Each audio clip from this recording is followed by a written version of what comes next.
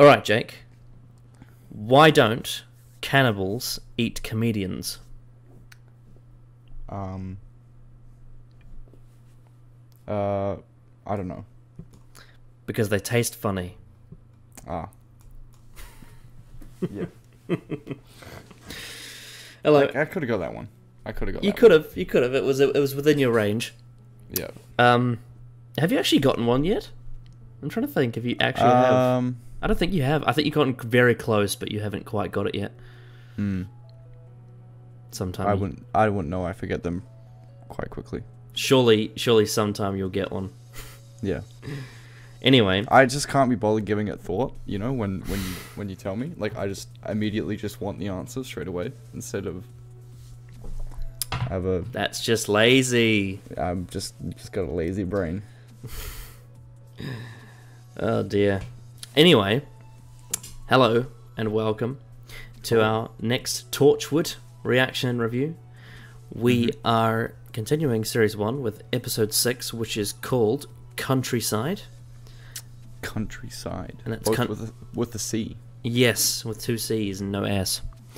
Yes. The last time we watched Torchwood, which was a few weeks ago now, it's probably about a month ago actually, we watched Small Worlds, which was the one with the fairy things and the old lady. And overall, like, even though we had some issues with Act 3, the episode we still enjoyed. Yeah. And It wasn't bad. and the Jack stuff we really liked in the middle. The flashback to the past, that was great. Yeah. This season's been a bit rocky so far. Not terribly well. Would you say it's been a bit up and down? Oh yeah, it's been a wave, that's for sure. Yes. Well, Yeah. fingers crossed that this is a good one.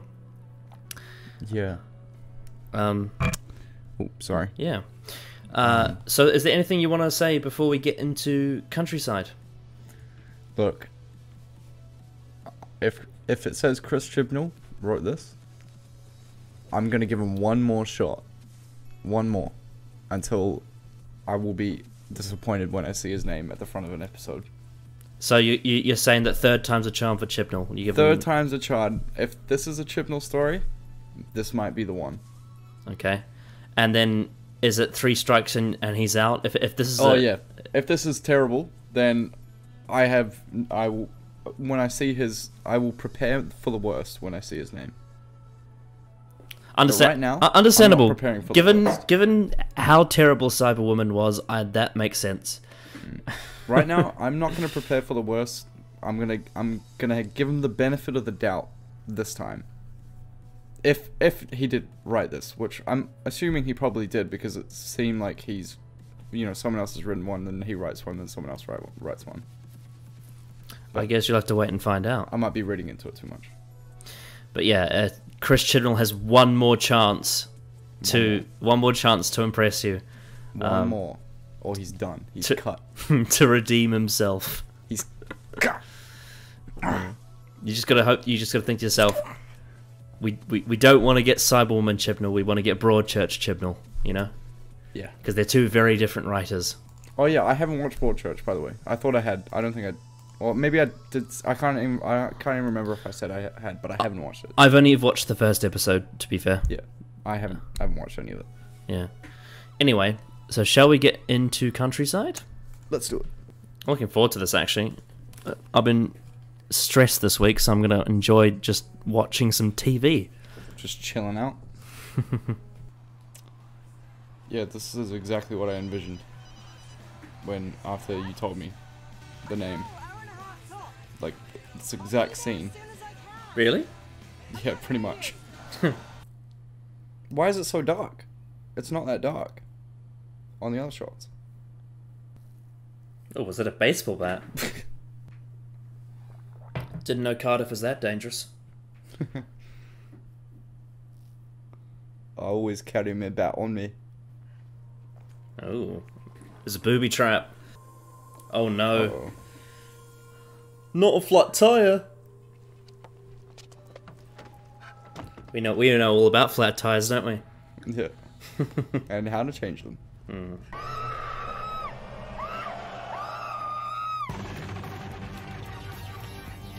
Whoa. Ah! You predicted right. Oh, don't make fun of my pajamas, please.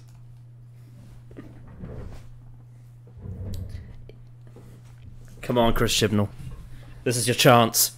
Probably some sort of weird suicide club with people choosing the same spot to end. Oh, jeez. Oh, God knows, if I had to spend too long up here, I'd want to top God. Jeez. Those look like the saddest burgers ever. I know, I know. What? A friend of mine caught hepatitis off a burger from one of Oh. these places. Missing around here. Do you really want to stay in a place run by strangers? It's like Out the Red. It's gonna be a lot safer. No Yeah. other race in the universe goes camping. I actually looked at the photos on our old Out the Red group on Facebook the other night. Like the kayaking trip. Your hand getting it up, Owen? I looked through all those photos. Did And we you? went, Did we you? went to remember Tasselmania? Yeah, I do remember that. Yeah. Did you? Did All you hear? that. Did you hear what she said to Owen? No, what she said? She said you need a hand getting it up. Not had a snug since. No.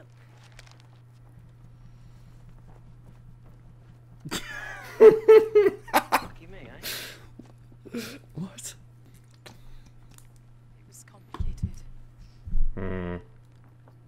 Take you long to get your feet under the table. What? Was it just a kiss or gosh? What? Are we including non-human life forms?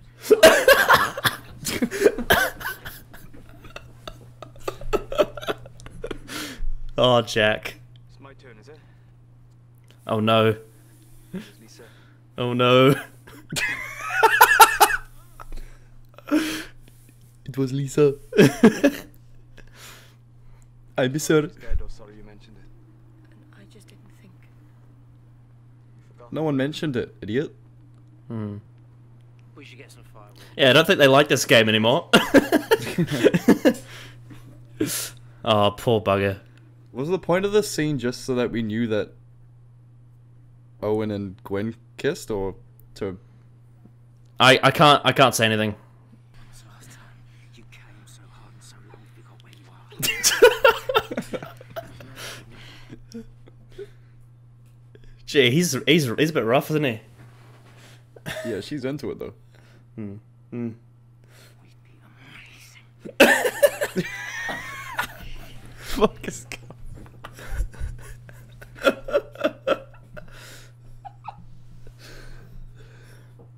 You know what the weirdest thing is? It completely makes sense. You know? Yeah. You know? I can see this going on. Like, this is totally in character for both of them.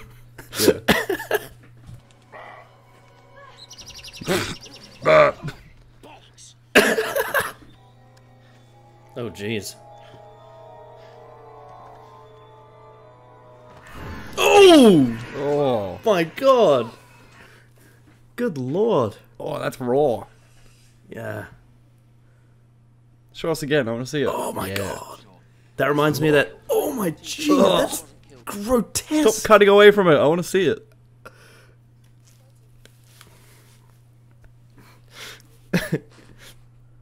BBC Three, like, no, no, no, no. It's too much. Go back. Go back. To the flesh and bodily organs. Oh my god! Oh, the weave! There's termites on it. Oh, That was grotty. this is Yantos. Getting the. Go for for a revenge drive. No, no, Yanto's there. Oh, what? Someone must have stolen it. You know what? Chris Chibnall is writing dialogue that isn't complete shit. Yeah. Well done. He's improved. Oh, I like that. That's a cool shot. That in wheels. I feel like we're in like some Call of Duty map. It's got some like weird Welsh name with 4 L's in a row. A couple of Y's in there as well. Like, it's just called It's just called yellow. Oh, wastewater, come on. Some turn off. Oh. Best, please, love. And, yeah, get one for yourself.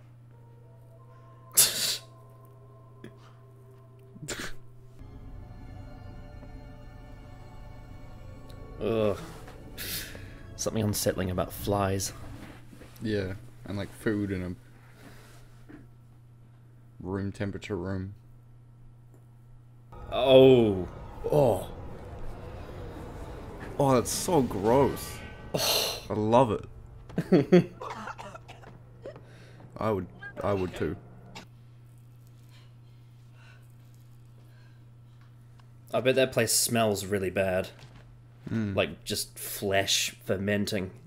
Oh! Oh. Oh, that's a cool shot. Ugh. God, you know it's bad when even Owen's like unsettled by it. Yeah. Just like imagine the smell, eh? Ugh. It's gross. Like metallic and weird. That horrible feeling you get in your mouth when you haven't had enough like red meat, you know? Yeah. I don't like rust either. This is not helping. It's been way cooler than just running around the city. Well, they're not at the base as well. Like they're not cramped in. Yeah. It's all open field and all that. It's cool. It's kind of like a zombie survival episode almost. But not at all. This is also like so un-Doctor Who-ish as well. Yeah. You know? Ooh, ducks. Ugh. Dr. Rabbit. Oh! Don't shoot your man. I don't like hanging animals either. God, he's put all my pet peeves in one episode. It's really not your episode, is it? No, I mean like just horror wise, it's like ugh. Yeah. Ugh. Oh! Oh. Oh. Oh, it's a duck hunting fucking pelt. Oh. Oh, that's brutal. Oh, Chris. Oh, that's brutal. I don't like needles either. Oh, neither do I! I'm cringing fucking hard right now. Oh. Oh no. What's that fear of fucking holes as well? Like Yeah. tryptophonia? Some shit like that? Yeah. Oh, that's gnarly. That's gnarly. What if it's too late? They're not children. They know what to do. Let's go. No, it's alright. I've got it. Okay, did this scene feel really weird for you? What do you mean? Just like all over just really odd? What, like the cuts? Oh yeah, and also just like I don't know. That was just really odd. Okay. It kind of feels more like a real life scene, not a dramatic scene. Does that make sense? Yeah, and I don't know if I like it or don't like it. It's a good point, actually. Yeah. It's certainly believable. Like it felt too real. Yeah, it was very believable, but Ah. Ugh. You'll get hip from that. There's dozens of them. Shoes. How many people have been down here? Beware of the shoes. Oh. Oh. Oh. Those heads? Yeah. Oh. There's nothing left of the body. Oh. Oh. Food.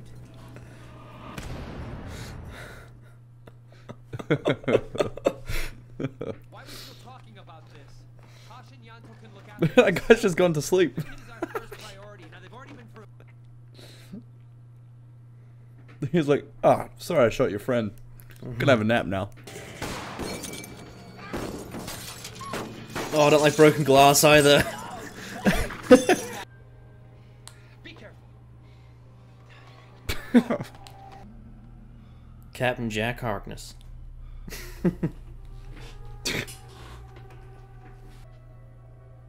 Oh no. There's more. Pickled brains. Eesh. You're gonna get help. I know where you can get help. We had a deal. I help you.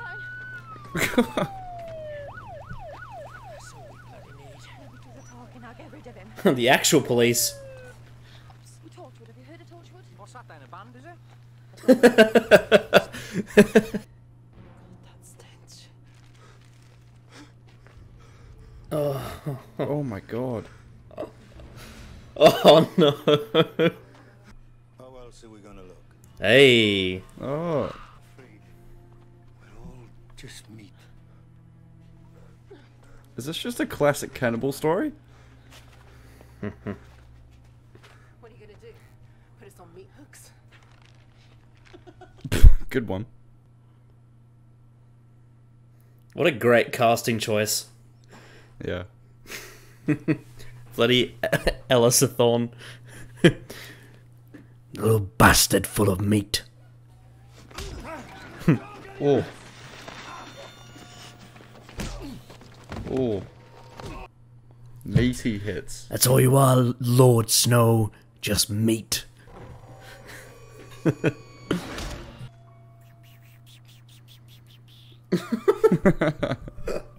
That's so messed up. Have you played Dead by Daylight? No. This is whack. Oh.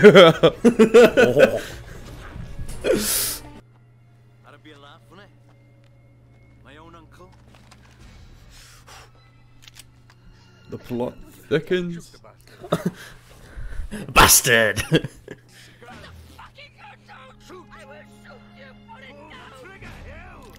I feel like I'm watching Reservoir Dogs.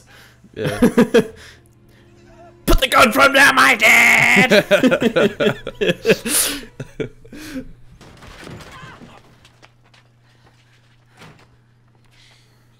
Well, this is a mess, isn't it?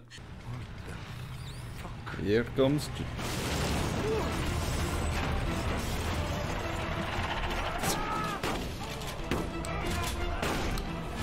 Whoa!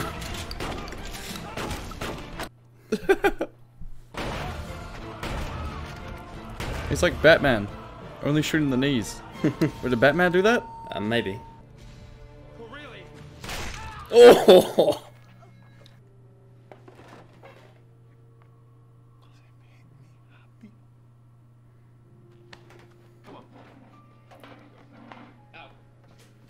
He said because it made me happy. Yep.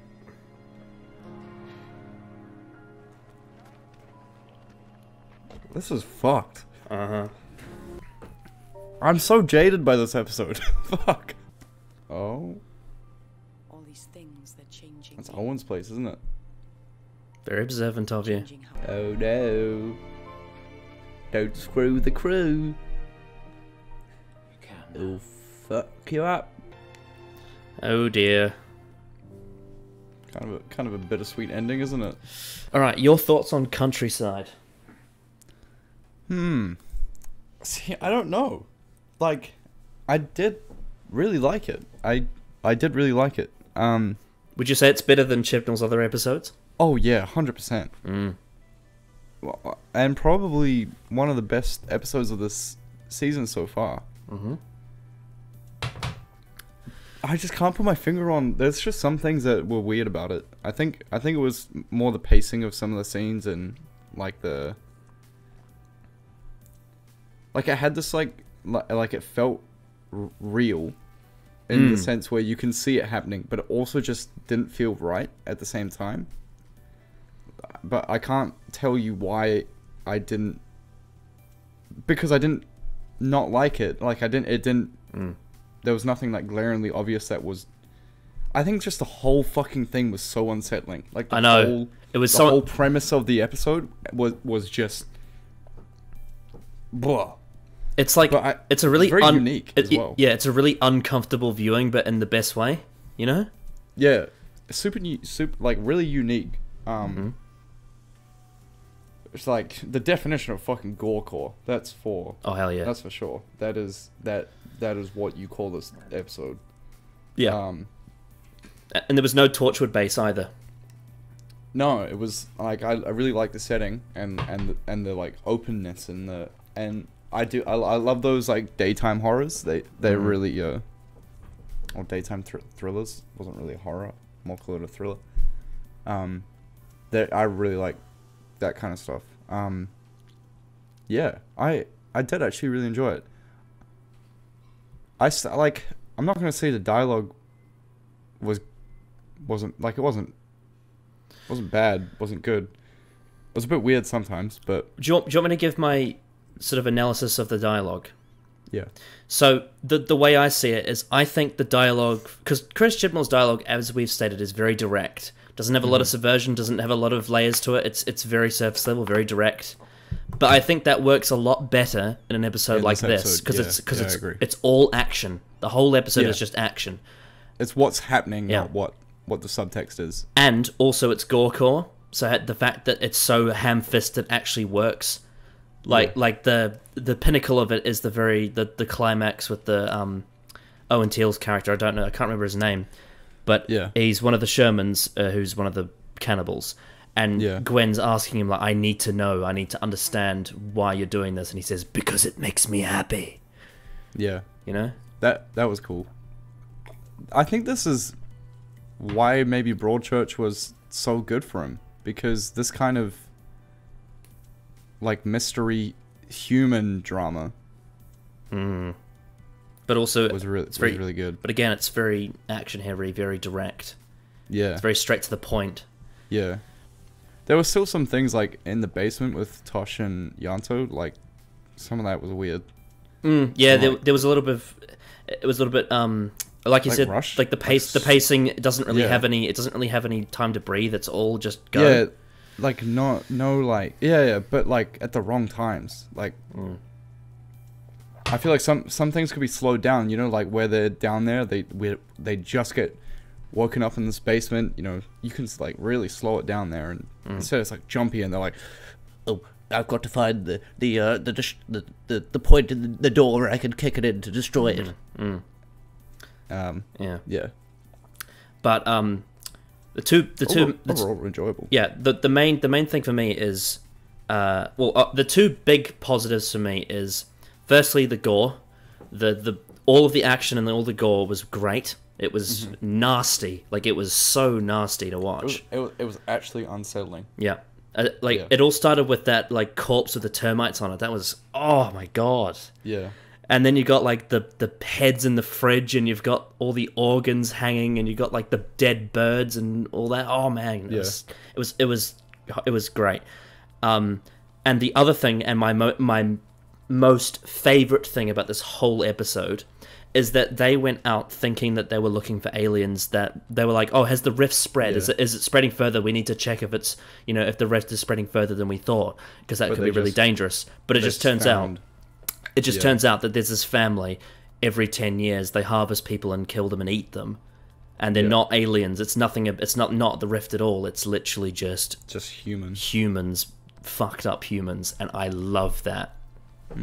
It's such a great twist. Yeah, in terms of like things of like all the Torchwood and Doctor Who that we've watched now, this is probably the most human story that we've got, right? Probably. I'd say. I mean, I think Boomtown's pretty human. And to an extent, until the very end, Love and Monsters is quite human. But this was a different kind of human.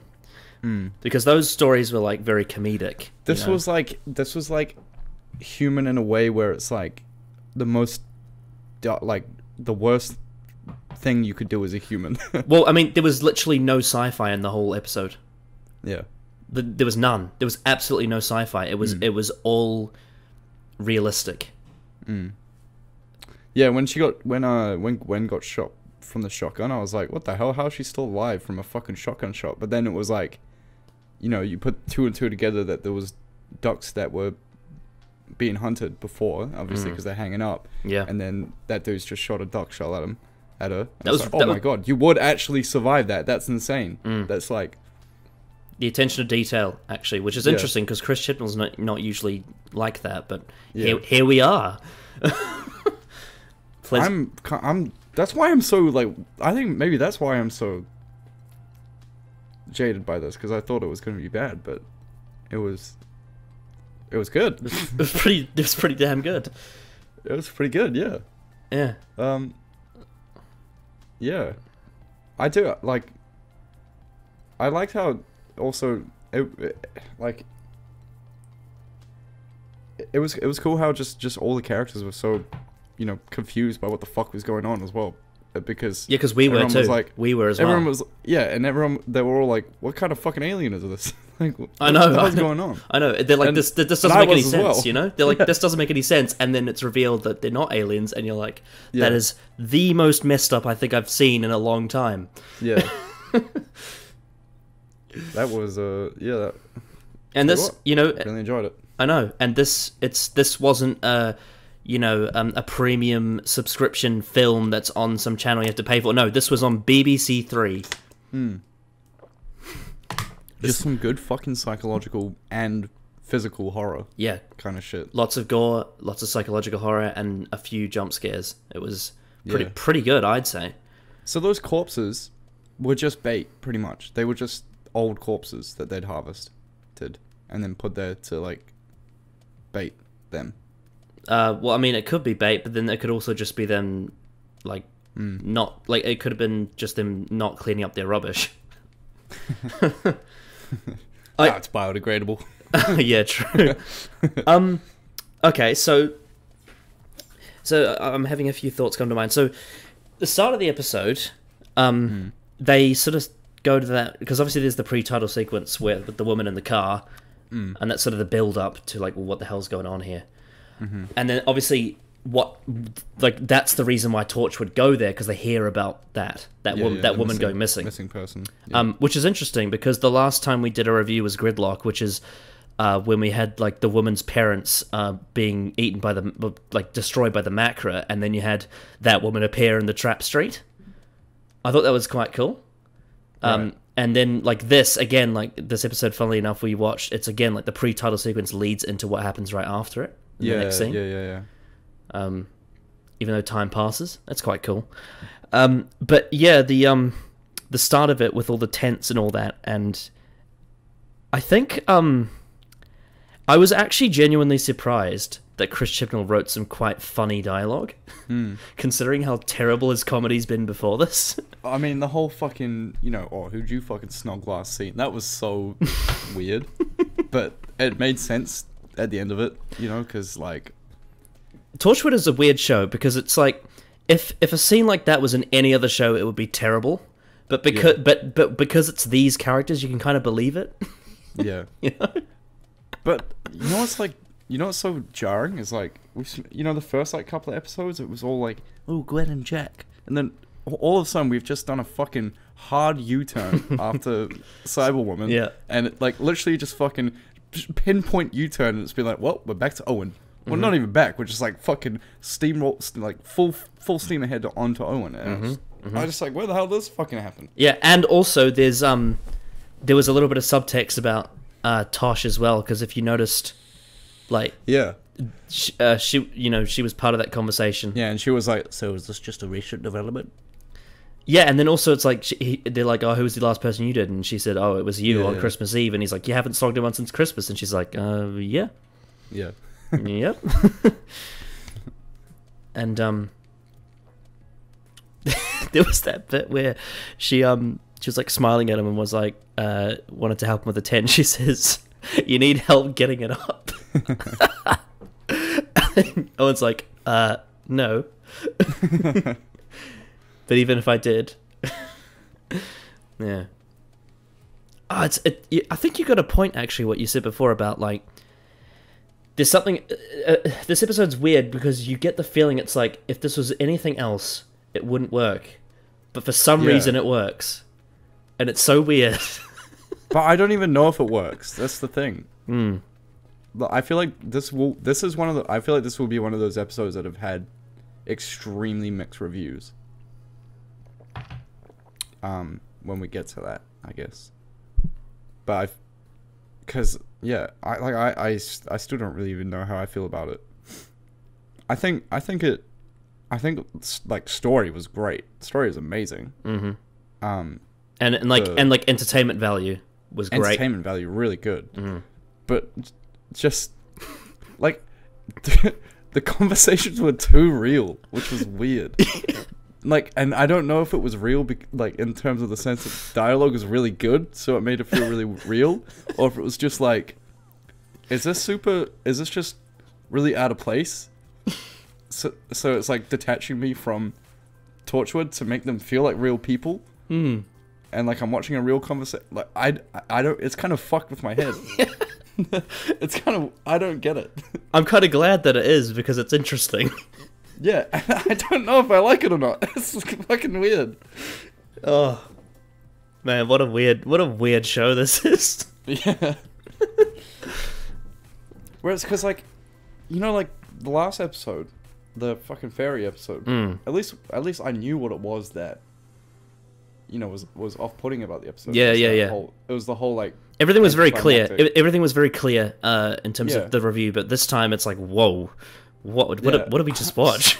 I'm super taken aback. Maybe it's also just because, you know, in terms of things that we've watched together, or like, and that we've had to review. We've never had to review, well, I've never had to review something like this. I suppose you probably, the Red Wedding's probably something that's similar to this kind of thing. In what way? What in terms of the? In terms of like talking about this kind of thing, you know, and like the themes of the. I think the Red Wedding is really structured though.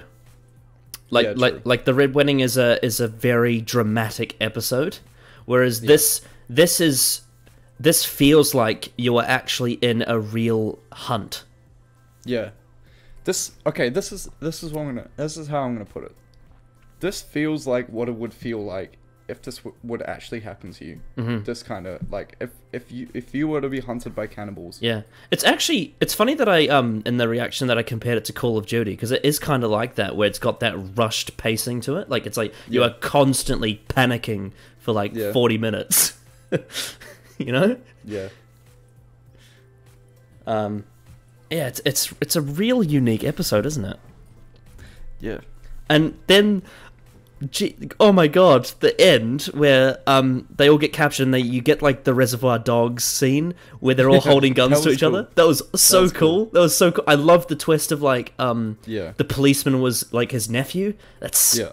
that's brilliant. And then they're all in there and they're about to start cleaving their meat, and then Jack just barges in with a fucking tractor and tractor. shoots them all up. Oh, that was so good. And it's like that kind of thing is it's kind of believable because of what we've seen with him in specifically the series 1 finale of Doctor Who, when he was, you know, he had the Dalek War. And like all the battle and all that, and you believe that Jack is trained enough to, you know, massacre a room of people. Yeah. And it was badass. Yeah. I do feel like in terms of an ending, I mean, I don't really know how else you kind of end it anyway. Like it was obvious, it was very obvious what was going to happen at the end. But I think the better part was like that conversation between Gwen and what's his name? I can't remember the name, but it's the family are called the Shermans, and the actor is called Owen Teale. Yeah, Owen Teale. Yeah. Yeah. That like final little conversation, and then into the Gwen, the like very fucking depressing little scene about Gwen. Yeah, that was a really good way to end the episode, to be honest. Absolutely, yeah. And again, it's like she could have died there, and Reese wouldn't even known. Yeah, and she couldn't tell him as well. Exactly, that's messed up. And the fact that it's like, she has to hide her wounds from him. Yeah, So it, you know, her but like, going. how was she gonna do that? Yeah, like her going to Owen's house. It's not just the fact that she's now like in this really messed up like attraction for him. But also it's like if Reese, you know, sees me naked, he's gonna see my wounds and be like, "What the bloody hell is that?" You know? What have you been doing? And you can tell, like, even just the way that Reese's actor was acting that scene, where you could just see that whole like issue is already there. Like the way he was looking at it was like, what the hell? What is going on? Yeah, he's like, there's something wrong. I don't know what it is, and I don't Yeah. know whether or not I should ask her. You know? That like contemplation look. Yeah. Yeah. Oh, it's really it's really interesting. Like it's weird because on paper when you look at it, like Gwen's character arc from the start to now has been a mess, but it's kind of intended to be a mess. Like that's the whole idea, is that she's jumped herself She's into just this. jumped into turmoil. Yeah, she's jumped into turmoil and she's all over the place, and it's Yeah. it's fascinating.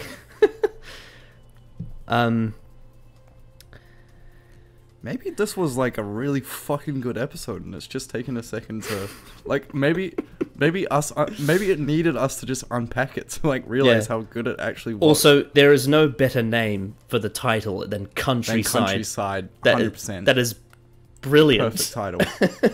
Yeah. A bit of trivia about Owen Teale, who plays the main cannibal. So obviously we know him from Game of Thrones as Alistair Thorne. He's absolutely brilliant in that. So fucking good. Yeah, he's honestly one of my favorites. And he was also in Doctor Who. In the classic series, he appeared in an 80s story as a young man.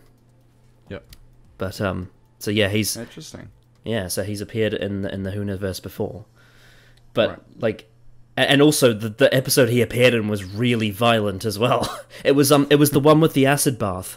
He appears in the acid bath episode. Oh, yeah. Forgive me if I don't join you. I remember that clip. Yeah. I remember liking that clip as well.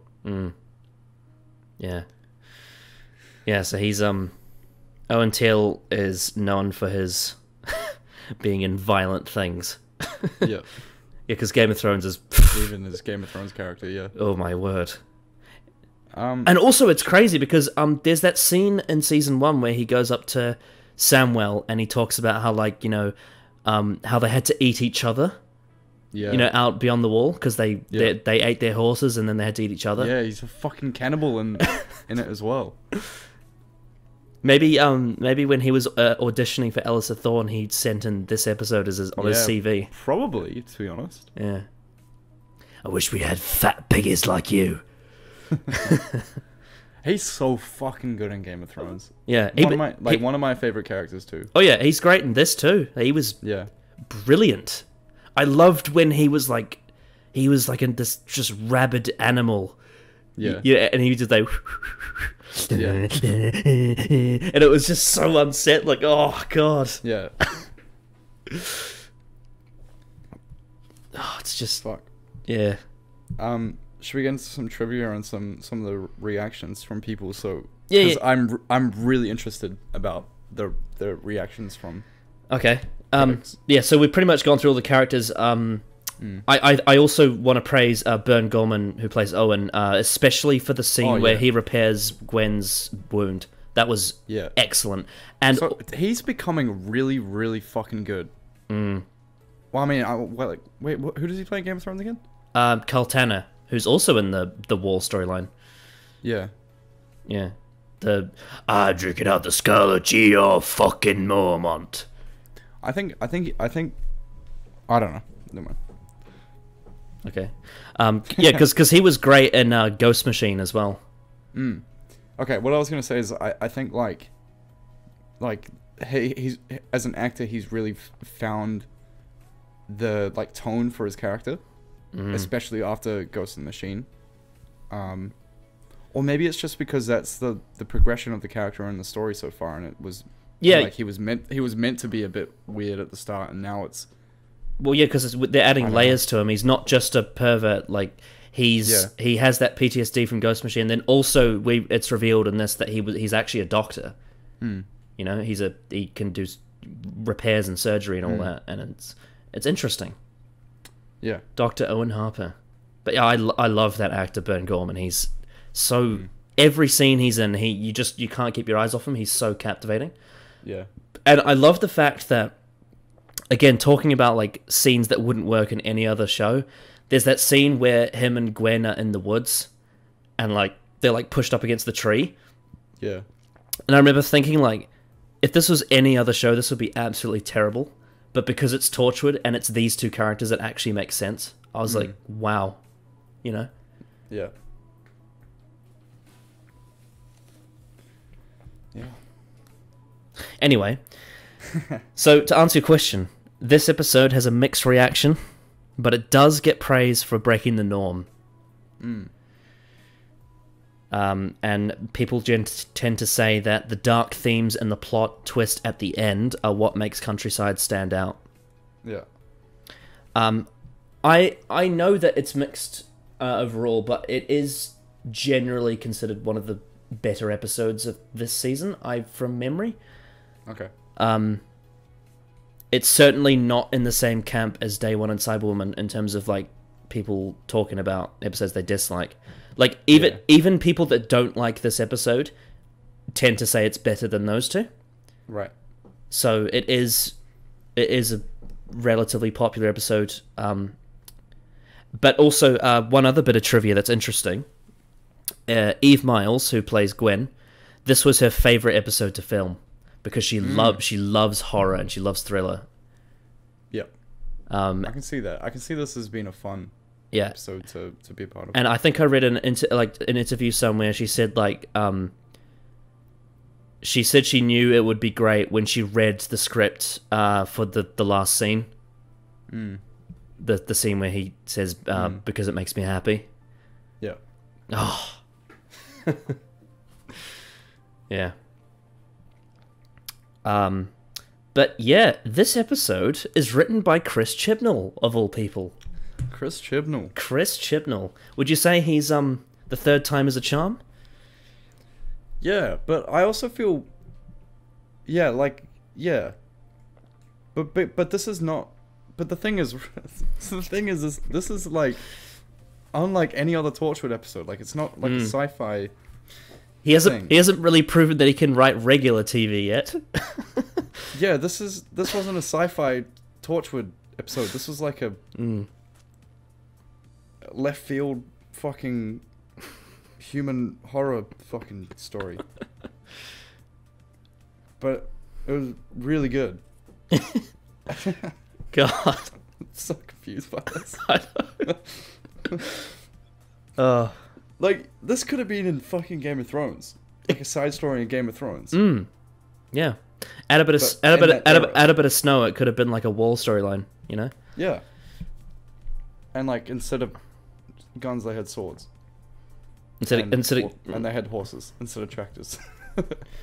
Yeah, like imagine if like say they were I can imagine this being like a like imagine if there was a storyline where the wildlings were at Craster's Keep and they had to stay there until they were given the command to move south, and then they got so hungry because they ran out of resources they ended up eating each other, and then the Night's Watch go to find them, and then there's all these cannibals there. You know, it's the kind of thing that you can imagine, right? Yeah. But like it's also so many other shows. I could imagine this in like The Walking Dead as well. Yeah. The Walking Dead. Like I said, like it felt like a zombie apocalypse episode earlier, like in the reaction. Yeah, it could have been in The Walking Dead, 100%. Yeah, it could be in like True Detective or something like that as well. You know. Or like yeah. I think this officially makes it the first episode in the Doctor Who universe since 1966, I think, that doesn't have any sci-fi in it. Because back in the first and second Doctor era, they used to do like pure historicals where there was no aliens, and then they stopped doing them. They ended up doing pseudo historicals, which is what we have now. Like the Shakespeare Code, for example, is a pseudo historical. Yeah. But for example, like a pure historical would be like if they went to see Shakespeare, but there was no Carrionites. Yeah. And I'm pretty sure, unless, because some people say there's a 80s story called Black Orchid that has zombies in it, and people are like, is that pseudo or is that pure? It's kind of debatable. Yeah. I think I'm sort of on the fence of that because I feel like zombies is kind of sci-fi. Yeah. It's like fantasy. But this is like, this is the first in the 21st, the first, and I can't even think, it might honestly be the only episode of any Doctor Who show in the 21st century that doesn't have any sci-fi in it, which is really unique. Yeah. And I love the fact that they use that like as a plot twist as well. Yeah. With the characters constantly be like, what are these aliens doing? Has the rift widened? Yeah. You know? Oh man. One other thing that I also really liked about this episode was the direction Oh yeah. by I think Andy Goddard. yeah. Like some of the editing was shaky as fuck. I'm not gonna lie. Like, Yeah. The jump cuts and jump cuts, the pacing. pacing of like the fucking yeah. It was weird, but I like it. It was alright. It was fine. But I really liked the actual shots themselves, like the lighting and the composition. Yeah. Yeah, some shots are fucking gorgeous. Yeah, I love those. Like, have you seen Midsummer? I think I've asked this in another. No, I don't think I've seen that. That's like a daytime horror / thriller. And ever since watching that movie, I've just really enjoyed like daytime horrors because they just feel so you have this full sense of security because it's daylight. So I really enjoyed that part of it as well. Yeah, there was a lot of great. I love the way they utilized the lighting with like the shadows, and it wasn't like noirish, but it was definitely it definitely had like lighting that was within that sort of shadowy aesthetic. Like super deliberate shadows. And I any scene that had Owen Teale in it was really well done. Like all the scenes with him, the direction were just, especially around his face, the way they used lighting around his face was just, it's so good. I loved how bland and bleak their clothing was as well, like the villagers' clothing. Yeah. Just like shitty hunting clothes that haven't been washed in fucking 4 years. Absolutely. I mean, they looked like. They look like cannibals. They look like cannibals, yeah. Yeah. And again, it just gave me flashbacks to so many games of Call of Duty I've played. You know, it just the whole aesthetic of it with like all the just the stairwells and the mess and the clothes and all the blood, and it's just man. Yeah. Yeah. Yes, I thought the direction was pretty spot on. I loved all the like one of the most fucked up shots was when they used a mirror shot, but usually when you use mirror shots you either use obviously a mirror, in some cases, like especially in fantasy, they use water, like in Harry Potter they use water, but in here, like you said, they use blood as a mirror. Yeah, that was a gorgeous shot. Oh, that was nasty. Yeah. You know what was cool? I just remember this. You know when they all bought fucking burgers? And then Tosh was like, one time my friend got hepatitis from a burger. Like that weird foreshadowing of like eating meat and blood fucking problems, and then there's just so much blood. Yeah. Yeah. It got. Thankfully, they didn't eat the burgers after. That would have been terrible. Yeah, it's like, alright, off to get a burger, I think. But also like be vegan for like fucking 3 God, years aren't after. those people in the burger van lucky though that they didn't get eaten? Yeah, because they were they'd be the first to go, right? They were really close to it. Yeah. Yeah. Like I can just imagine Owen Teale's character walking up to it and be like sniffing all the smell of the burning meat, you know? And they're like, so just a weird place to have a fucking burger van. it is. Like I get it, but I also like I don't think it's what happened. I think that is a thing though. Like sometimes you do see like burger vans in really weird places. I think it's it's not just like it's I think it's a trope like in film and TV. Like there's all the Yeah. time you see burger vans in the most obscure places. Yeah. Or like donut carts or shit like that. Yeah. I mean, like, because the closest equivalent to we have to it is a bit different. Because, for example, something like Mr. Whippy is a moving car, so it's like it's going around, whereas this is standing still. But yeah, It's more, yeah. I don't know what else to say. yeah. So the director Andy Goddard, he is known best for his work on Set Fire to the Stars, A Kind of Murder, and Downton Abbey. A Kind of Murder definitely sounds similar to Sounds this. like this. Yeah. And I haven't actually properly seen Downton Abbey, but I have some vague memories of what the visuals are kind of like, and I suppose this and Downton Abbey have a somewhat similar aesthetic in the scenes that aren't violent, which aren't. There isn't many scenes that aren't violent, to be fair. I've never watched it, so I can't. Yeah, I don't know. it's got Maggie Smith in it. Oh. But yeah. So the music. Do we want to get onto the track? Yeah, let's have a listen. All right. So the track of this episode played at the very end, and it is Captain Jack's theme. Go.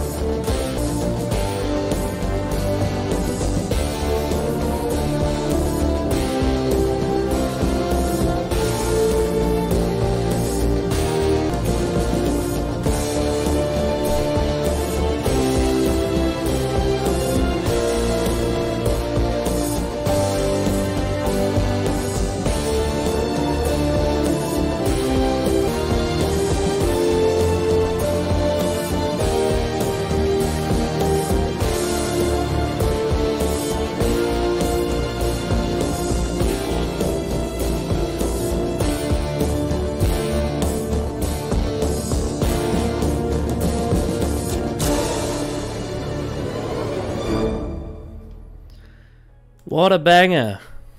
Pretty bangery. I think it definitely suits Captain Jack. Oh yeah. It, But I want to make a comment on the music in the episode because I don't think that song represents the music in the episode. all right, sure. But definitely represents Captain Jack. I 100% agree with that. But I loved how eerie the music was in this. Like it was just these like piano stabs and then like string stabs and then like slow build ups of strings and then like franticness whenever frantic shit was happening. But it really like that like space and that negative space was used so well in the music in my opinion. Absolutely. The incidental Throughout the sound episode. was just so unnerving. So good. Yeah. Yeah. It's brilliant. And I think to loop back to Captain Jack's theme, I think the reason why his theme playing when he enters at the end is such a massive shift is because throughout the whole episode we hadn't heard any actual like music. Yeah. And so when he comes bursting, it's like, whoa! You know, Yeah. like you got his theme playing, and it's like And you also you kind of knew it was just the wrap up of everything. Like it was just the end to everything. yeah. But I love Captain Jack's theme because it just fits him so perfectly, and it's got that Yeah. triumphant, like heroic action man sound to it. But then there's also I love all the in between bits as well. Yeah. It's just really cool. It's a really cool theme, There's a very Captain Jack theme. and it's catchy too. It's like a marching band theme almost. It's funny though because like obviously there's the catchy part that most people remember, but my favorite part of the song is actually the bit where it's like do do do do do, and like the bits in the sort of bridge area. Yeah.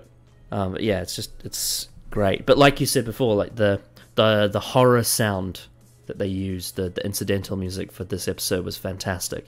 Yeah. And it's different to Murray Gold's sound because Ben Foster does like 99% of the Torchwood music. I found that recently actually because I thought Murray Gold had more to do with it than I thought, but apparently the majority of Murray Gold's contribution is just the opening theme and some of the leitmotifs, especially in the first episode. But the majority of the music in the show is by Ben Foster. So Okay. it is clear that he can construct character themes too, Yeah. as well as incidental music, which is great. Yeah. And you can you can see that that's his song as well because I think I commented on something before. He's got definitely more of that like producery type sound to him. Like his sound profile, his sound palette.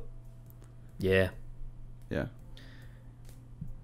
He Which fits Torchwood, which is perfect. Yeah, he loves it. He loves like the blend of Electronic and electronic and orchestra. and diegetic, yeah. Yeah. But not like vocal orchestra. What I mean by that is like the sort of strings and the Yeah. the strings mixed in with like the electric guitars, you know? Yeah. Like it's like the mix of analog and digital. Absolutely. Yeah, and that kind of makes sense actually with a show like this. Yeah. So thumbs up for the score. Very good. Very good. This is the first ever Doctor Who material to use the word fuck. Really? I can't remember where it was in there. I think it was used a couple of times in this. I know that in the climax it's like put the fucking gun down. Oh, right. But I think it was a bit before that. It would have just gone over me, to be honest. Yeah. Yeah. So I think just like the thing, like the like what was going on was already so heavy, you know, that the use of language really. If they said cunt, oh wait, did she say cunt in it? I feel like she did. I can't remember. Did Gwen? Yeah. I don't know. Maybe she shouldn't. Although I think this may be a bit of false trivia though, because I'm pretty certain in the first scene of Everything Changes that policeman says it's a fucking disgrace. Oh yeah, he does.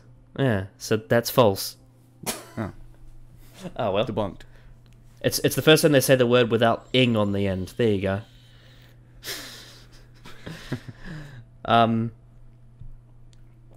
But she says put the fucking gun down. Yeah. Never mind. Go on. Anyway.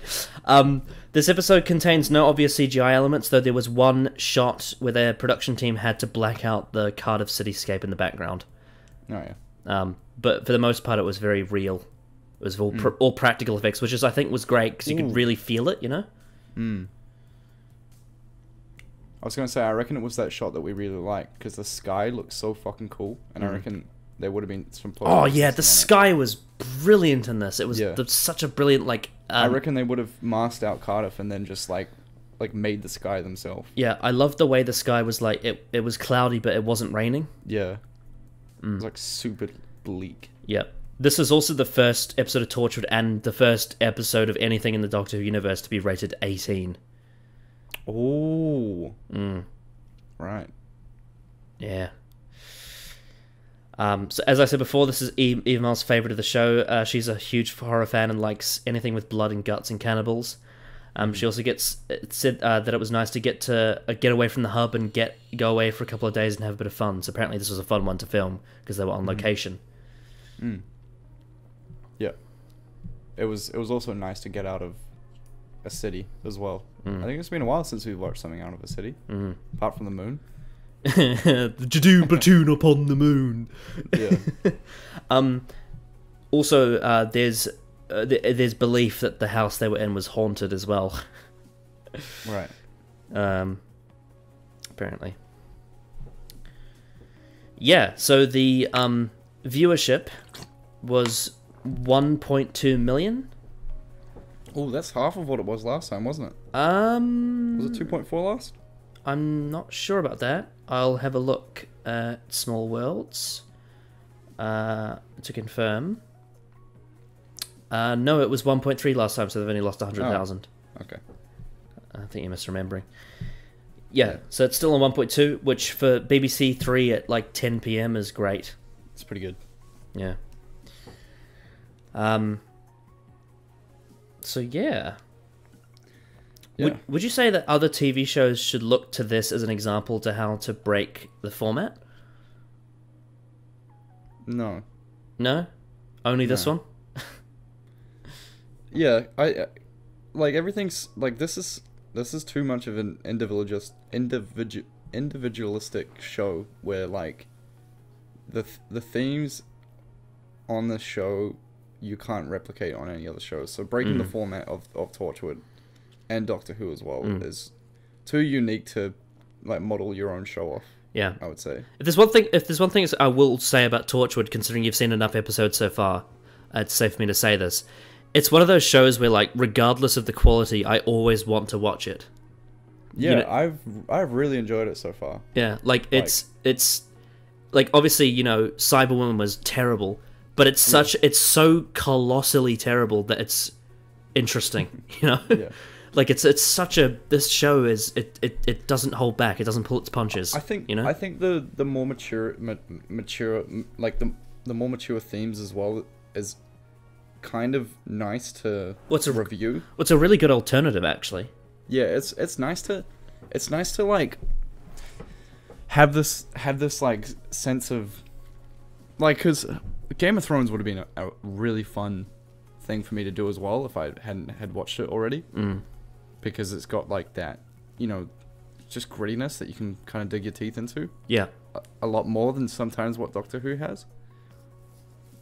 Like that is true. Kind of airy fairy sometimes, which is not a bad thing. I think it does get gritty at points. 100%. I'm not saying it doesn't. Yeah. But I get what you're saying. I get what you're saying though. The show has a magic to it.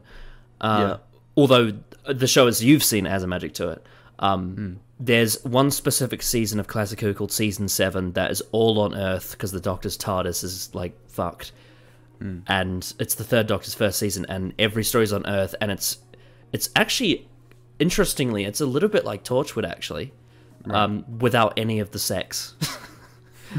It's obviously because rather than Torchwood, it's Unit. The Doctor's working for Unit in that season, and it's gritty like this. Not quite as adult, but it's very gritty.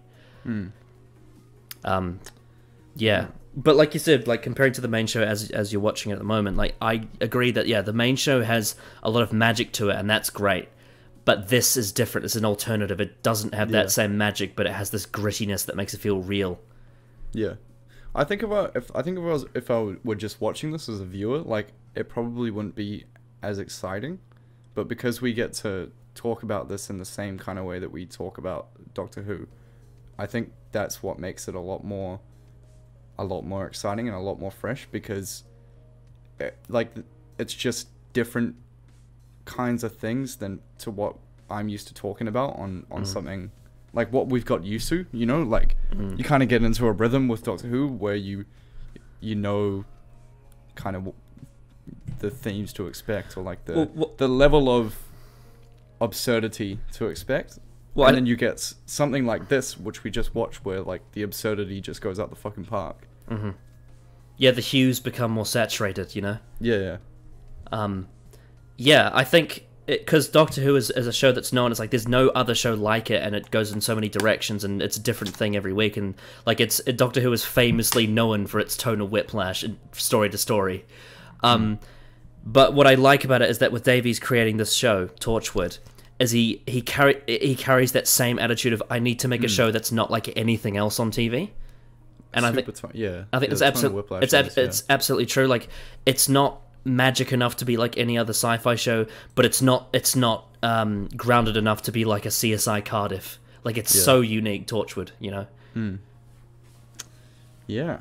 Anyway, so give your conclusion and a rating out of 10 for Countryside. I think, like I said earlier in the review, like, us talking about this and unpacking it has kind of, because I had no fucking clue when we finished it what I was going to give it. But unpacking it and like thinking about it, talking about it, appreciating actually what was happening has made me realize I did actually really enjoy it, but it was just such a jarring change to the other things, and like and just such a insanely good twist, and then like the characters in it felt so real that it was unnerving most of the time. Like, it was very good, and I think I'm gonna give it an 8 out of 10. 8 out of 10 for Chris Chibnall. Yeah, Brilliant. I think the only reason it's 8 out of 10 is that there were just some scenes were weird in the way where it was unnerving because of the situation they were in, but then I think there were also just problems in, I think, not the direction, but I think probably in the editing and the like the pacing, the pacing that they chose. It's mainly just that little subplot with Yanto and Tosh in prison. It just kind of feels a bit off. Like there's some points where it could have slowed down, and then you could have, made it even more confusing because they were in this situation instead of just being like. Brrr. I also think that if Tosh had been developed as a character, and if Yanto's only character development episode was bloody Cyberwoman, if that weren't the case and we actually knew who they were properly, it might have been a bit more. We'd be more invested appealing. because we had the two least interesting characters together, you know. And it's not an insult to them necessarily. Well, to Yanto, to be fair, it is. But it's not necessarily an insult to Tosh because we don't really know her yet. Yeah, we don't know anything. It's just that we don't really know. So if we had been more invested in her, then that would have been more tense. Yeah. And that's more to do with just the show running rather than the episode. Yeah. With 8 out of 10. With Yanto, they had their chance, but they fucked it up. Yeah. Yeah, that's great. So yeah, Countryside is a really unique episode. The plot twist is one of my favorites in the whole of Doctor Who canon. The fact that there's no aliens is just fucking brilliant. It's a nice surprise to get something like this from Chris Chibnall, considering how utterly garbage Cyberwoman was, but now we get something like this, which is actually him playing to his strengths. Yeah. And it was just so entertaining and so gory and so messed up, and I really enjoyed it. And there's a couple of weird moments and some of the pacing's a bit off, but overall it is bloody so much fun. And like you, I'm going to give it an 8.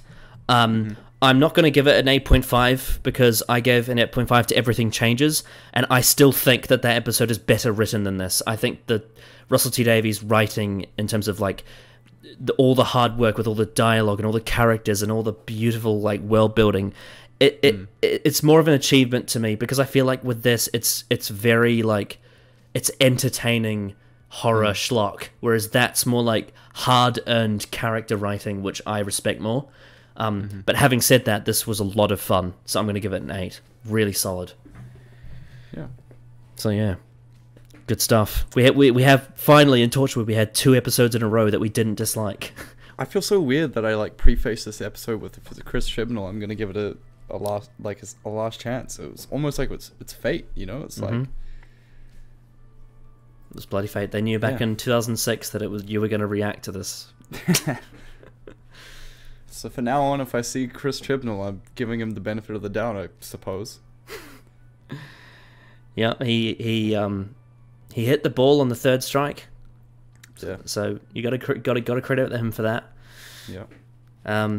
Wasn't really a home run, but he got onto base at least. Oh yeah, certainly.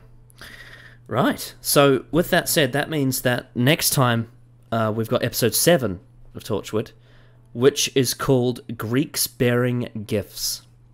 Ooh. So what would you like to see from Greeks Bearing Gifts?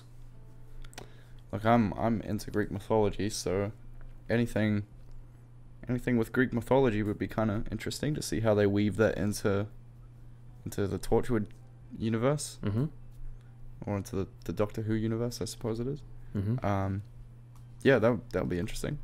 Yeah, and anything specifically just from Torchwood in general that you want to see in the next episode? Well, I thought this would be like the Tosh episode, so we just kind of need that now to round off the but I feel like she's just becoming a kind of a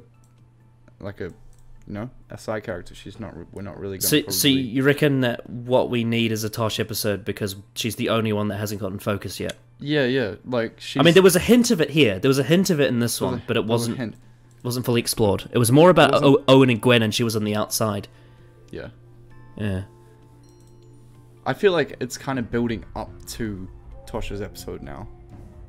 Or it's going to become just a messy fucking breakdown of Gwen and Owen and Reese and Jack being all weird.